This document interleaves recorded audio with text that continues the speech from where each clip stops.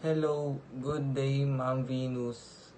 I am Joseph Angelo Lu from grade 11 AO3, and I am here to present my chosen research article from my PBT1 about mitosis and meiosis.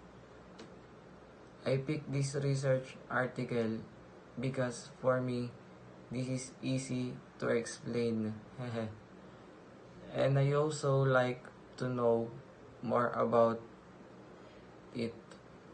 In mitosis, the genetic material in a cell is duplicated and divided equally between two cells.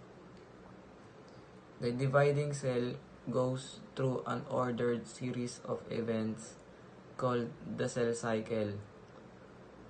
In meiosis is the process by which gametes or sex cells are generated in organisms that reproduce sexually. This is new to me, so I like to learn more about it so that I can use it for future purposes.